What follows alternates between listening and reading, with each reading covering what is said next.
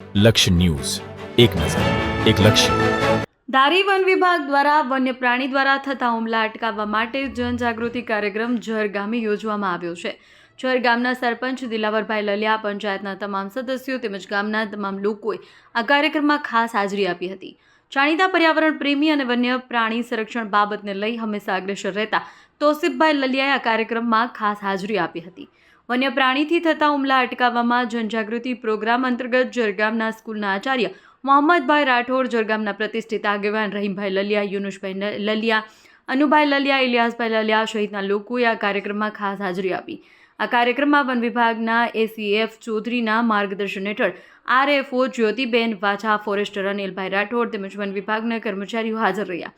આ જનજાગૃતિ કાર્યક્રમનો મુખ્ય હેતુ ગીર જંગલને નજીક આવેલા ગામડાઓમાં વન્ય પ્રાણી દ્વારા થતા હુમલા અટકાવવા માટે લોકોએ પણ શું તકેદારી રાખવી જોઈએ તેની વિશેષ સમજણ તજજ્ઞો દ્વારા લોકોને પહોંચાડવામાં આવી હતી.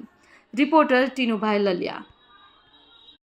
આવી ગયું હતું અને ટ્રેક ઉપર જ હતું, એની બાજુમાં જ મારણ પડેલો હતો. મને તોસીફભાઈ અને ગામના કોઈ બીજા વ્યક્તિએ બે કોલ કરેલો હતો કે અમારા ગામમાં રેલવે ટ્રેક ઉપર સિંહ આવી ગયા છે.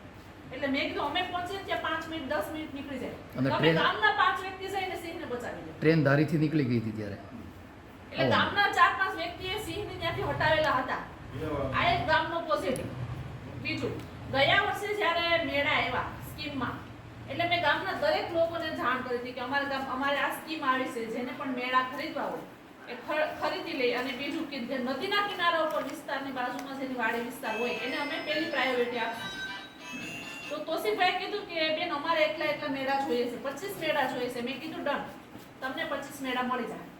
અને હજી પણ કોઈને જરૂરિયાત હોય તો તમે અનિલભાઈને લખાવી દેજો. બધાને જરૂરિયાત છે જ.